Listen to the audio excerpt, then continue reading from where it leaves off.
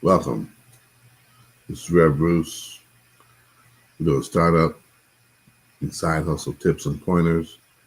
And I just want to get into this so that we can eliminate some of the issues people might be facing. Number one, look at the statistics. Approximately 20% of small businesses succeed over a 5 year period. And then what happens? A lot of them fall off, a lot of them struggle, and they struggle to maintain or take it to that next level and sustain themselves at that next level. A lot of different things happen depending on the moves that the businesses try to make. A lot of different things happen where people are not prepared. Preparedness, right? Preparation is what tends to kill a lot of businesses because the lack of preparation is leaving a lot of businesses in a place to where they can't grow or even sustain themselves, right? If you're never prepared to go beyond being a food truck, if you never prepared beyond that, how are you going to be a caterer? If you never prepared to go beyond being a seamstress making a few shirts and skirts at a time, how are you going to be prepared to be a full-time designer and designing and producing fall lines of clothing and spring lines of clothing, as well as summer and winter? Come on. How are you going to do that if you haven't prepared for different levels and other scales? You've just had dreams about it, you've had thoughts about it, but you haven't really looked at doing it. And let's just be honest. This is an array of tips and pointers on starting a small business, on, you know, cranking up that side hustle. All this is really arranged in a manner to where you can take bits and pieces of this and apply it and make it work for you. But you got to get over the main thing that's going to get in the way. The main thing that's going to get in the way is fear. The main thing that's going to get in the way is fear. And fear does that and does it and messes up a lot of folks and puts a lot of folks in the bad place. But I'm going to say this, you're not going to see success until you move away from that fear. You're not going to experience any type of success until you push forward from that fear. You have to take a leap and go forward and accept the challenge to go beyond that fear. Who says you can't be in that 20%? Who says that that statistic has to be you? Um, some businesses, success is keeping the doors open. For other businesses, success is breaking $1 million. Success looks different for every business venture and every entrepreneur who sets out to start a business. So if you're a solo entrepreneur in the making, or if you're someone that's trying to start a side hustle, you have to define success for yourself. Success is something you define for yourself and then build from there. And to go along with it, let's be real. Your skill set is going to determine a lot about how you succeed. Your skill set when you start out and your skill set that you build as you grow the business. It's never going to grow, your business is never going to grow beyond the skills you acquire or the skills that you hire, right? Your business is never going to grow beyond that. And so if you can't do the job, have you hired someone else who can do the job? Otherwise, that lack of skill sets is going to be a glaring gap in between where you are and where you want to go.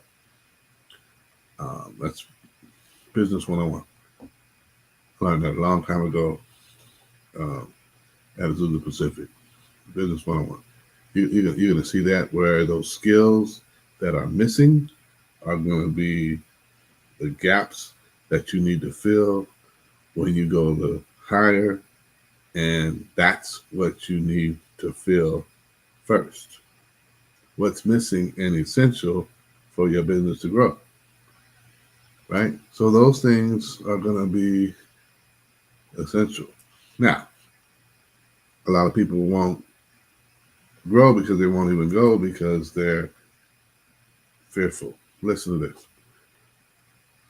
You won't see the path until you have taken the first step. Robert Johnson, famous African American publisher, said that. You won't see the path until you have taken the first step. This 20% has a lot of people in fear. They have a lot of people in fear, and so they're not going to go forward, right? People in fear, they're not going forward. And so since they're in fear, they're not going forward, what's happening? Then we have fewer minority businesses. We have fewer women-led businesses. We have fewer businesses led by the disabled because people fear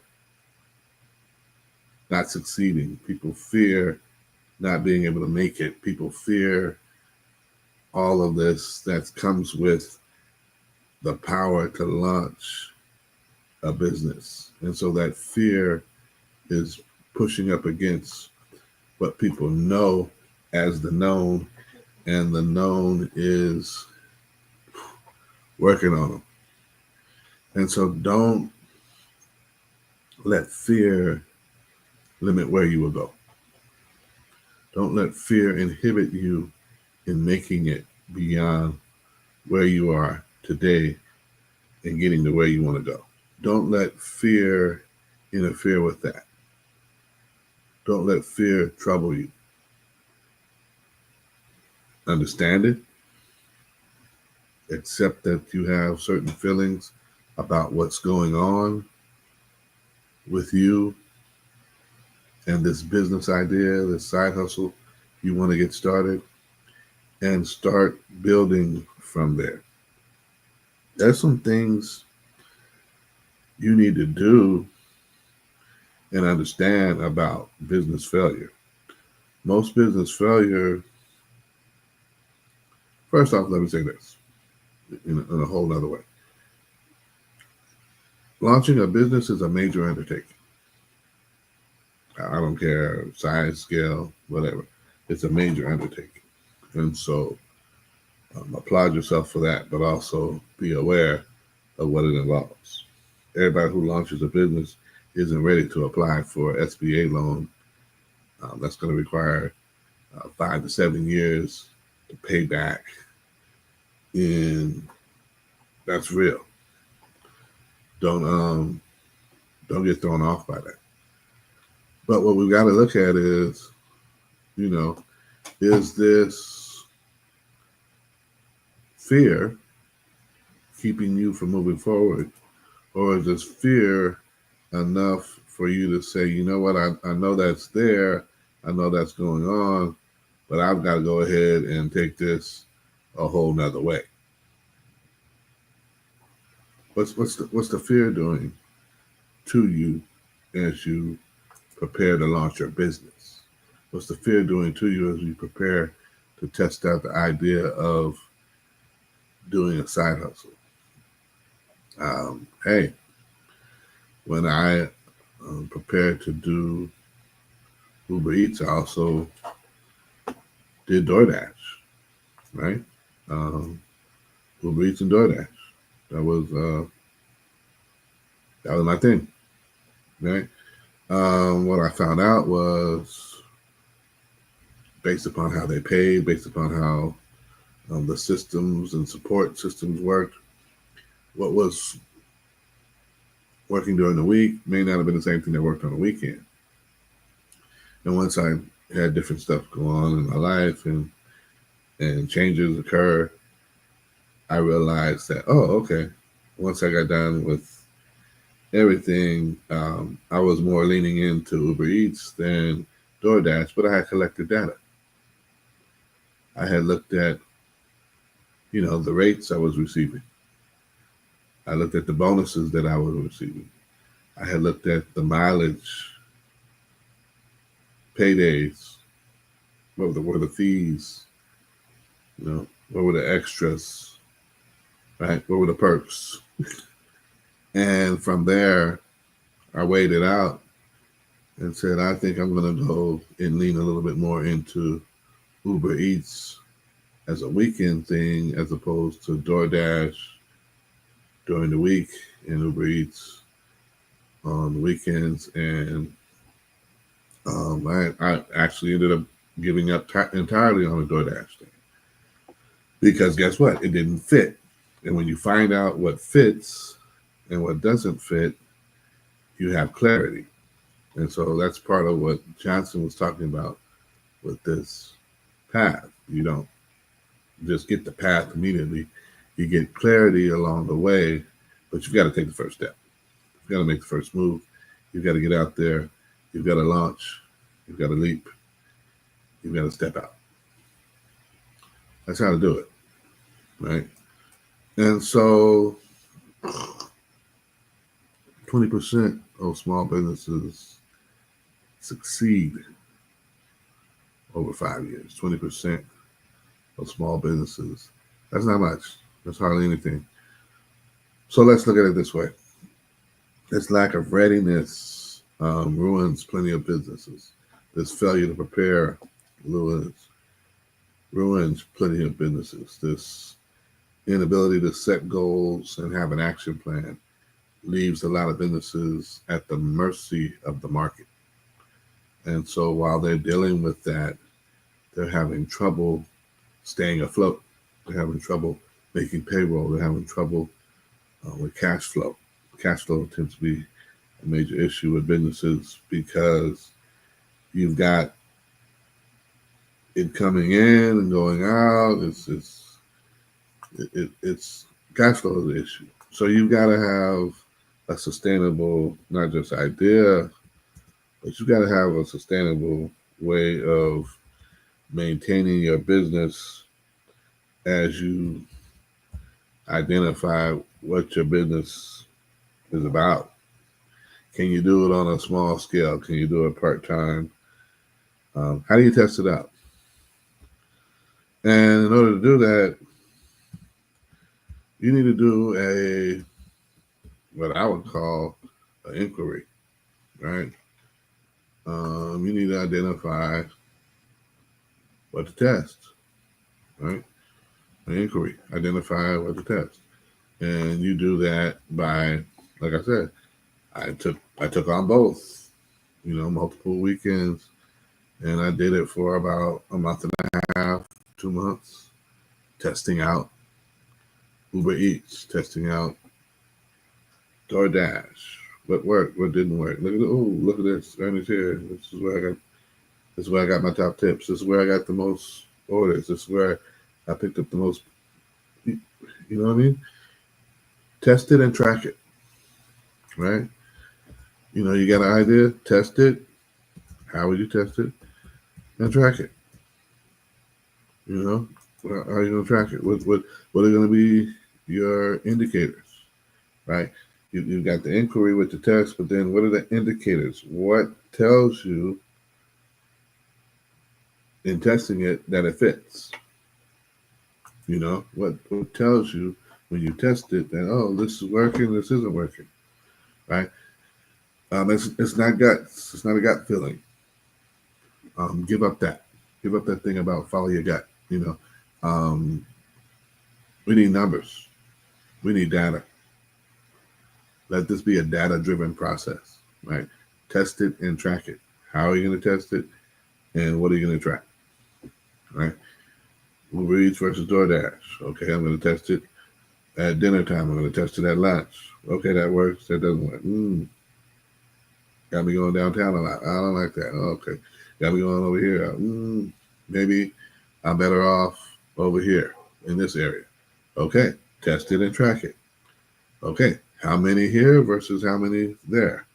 How much are you earning here? How much are you earning there? How do you get paid here? How do you get paid there? All right. Are there any fees attached to it? Is there another way to do it? I mean, come on. What are you earning? What are the perks? How do you weigh it out? Okay. I'm going to go with this one.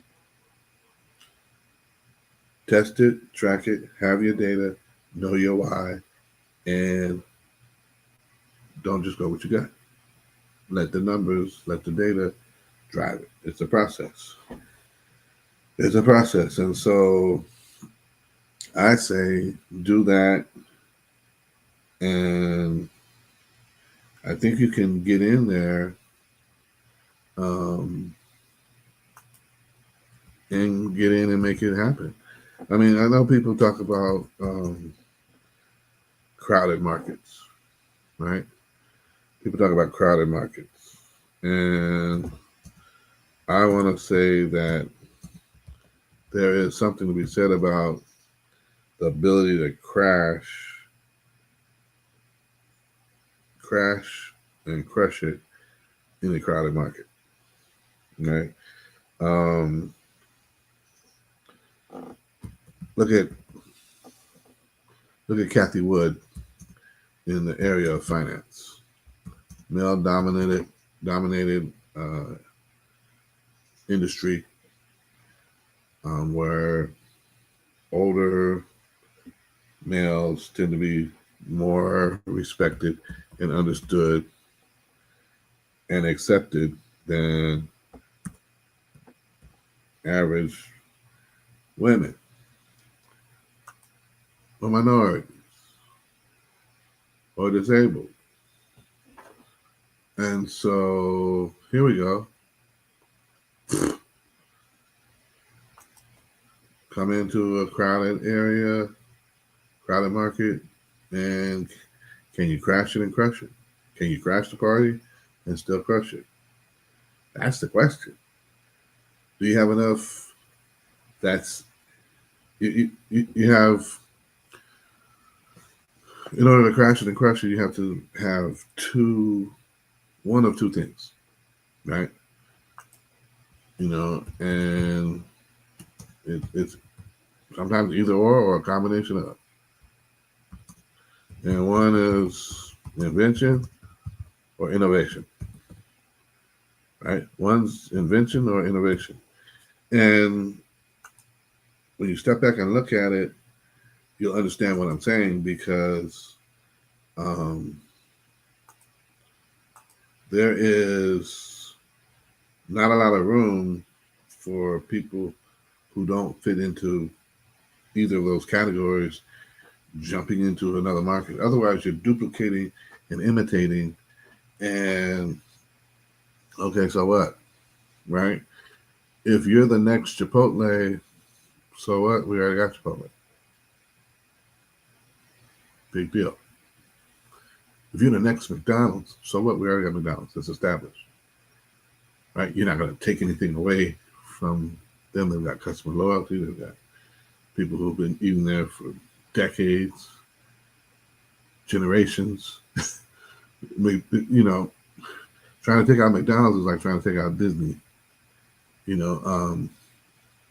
They're established. You're not going to do that. They're on a mega scale. You're not going to do that. You might get a piece of the market share, but in order to get a piece of the market share, you've got to be inventive or innovative. Right? You've got to be inventive or innovative.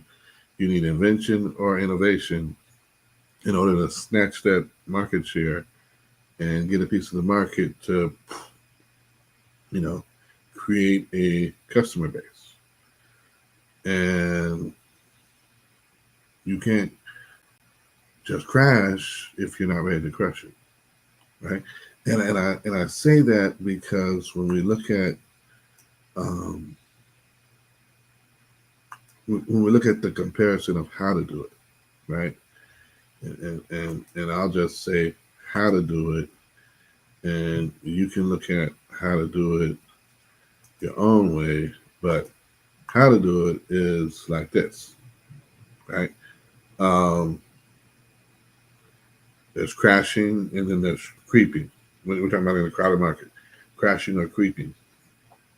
And I'll take gaming for instance. Gaming has um, not just the main category of gaming, but gaming also has the ability of streaming live games, PC versus console players, right? You have the technology and equipment, the hardware, and setups, accessories that are required to have a good gaming experience. And people want to know about these things in order to have that gaming experience. What are you doing gaming reviews? Are you doing live action streaming of your play? What are you doing in gaming that people are, you know, hooked or tapping into your YouTube channel or your blog or whatever it is that you're putting out there? What are you doing? Are you on Twitch 6 hours a day gaming? Are you on Twitch 4 hours? What are you doing? How much time are you putting in, and what are you doing to attract an audience in this realm? And so you can either crash or creep, right? Like I said, don't try to crash it if you're not going to crush it, because when you go to crash, you're going to be polarizing, right? You're going to be Moses parting the waters, right? There are going to be people on either side of you that are saying, "Man, that guy needs to get out of here. He's disrupting the whole thing." That's part of what crashing is. It's disruptive. Disruption is part of the key. Tesla, disruption, right? That was disruption. Nobody's done it like that, right? Nobody's doing it like that, okay? Apple is crushing it. And what do? They had an iPod. That was the leading product at that time, the iPod. Then the Mac got a little better, right? Then the iPhone and the Mac got better and became a mini, then a laptop. And now we're dealing with the super thin iPads and Macs, and the iPhone is a masterful unit, and the iCloud, and all this stuff has been improved. They're crushing it, but they crashed what would be the personal computer market and went right up against IBM. Polarizing. And so you've got to be polarizing, you've got to be swift, you've got to be supersized, you've got to explore, you got to have an explosive entry. Explosive entry. And that explosive entry means like, boom, we're here. We're here and we're not going anywhere. And it usually, think about it in the way you would associate a grand opening with something, right? With a business. You think about a grand opening. That's the fanfare that would come with that. The other way to do it is the creep, right? You piggyback on ideas. You're innovating what's already out there. You're kind of slow bringing it to market. You're testing it out. A lot of research and development, right? You're trying to see what fits where as far as scalability, right? You're easing in, and you're doing a soft opening. A little more intimate, just the people on the newsletter. Come on, share with us. We'd love to have you. That type of thing. That's how you do it. That's how you do it. And when you do it like that, people are bound to say, "Hey, what you should have did was," right? People always, hindsight 2020, they always know what you should do. But let me point this out.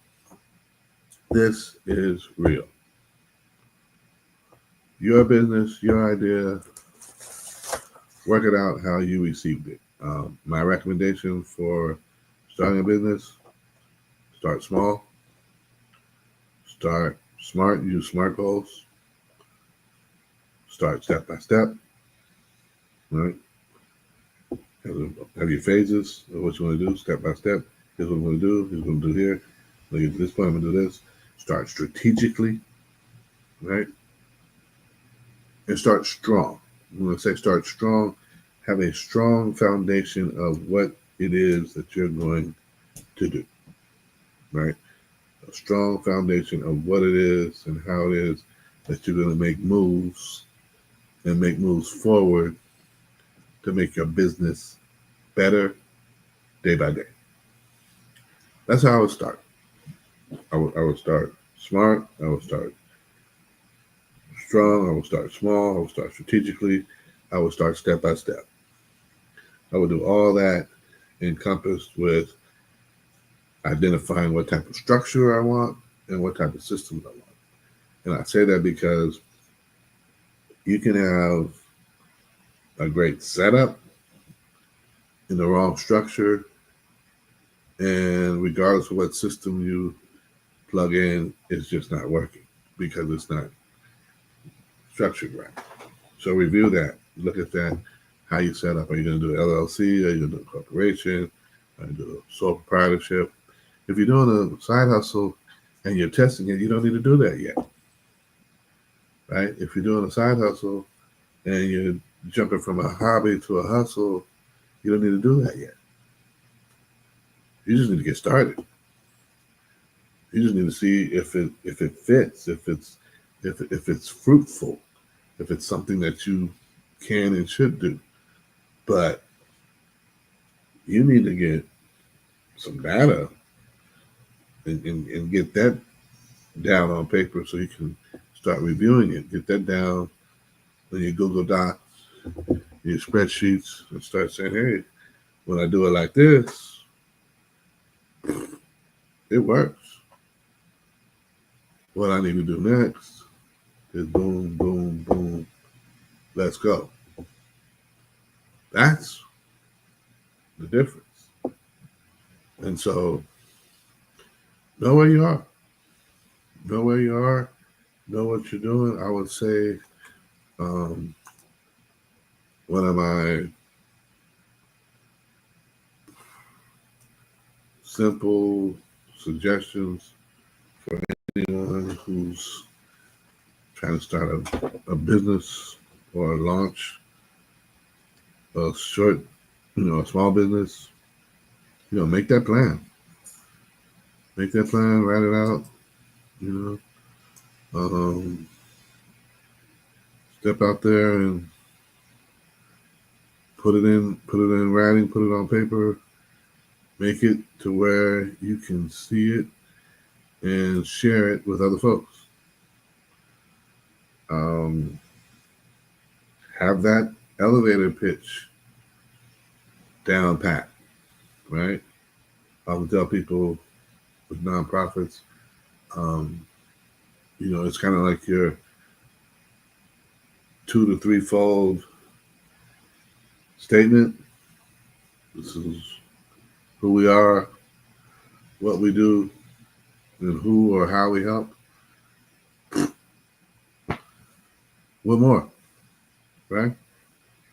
You're up there, you're the plus one at whatever event's going on at your significant other's job, and someone says, hey, what do you do?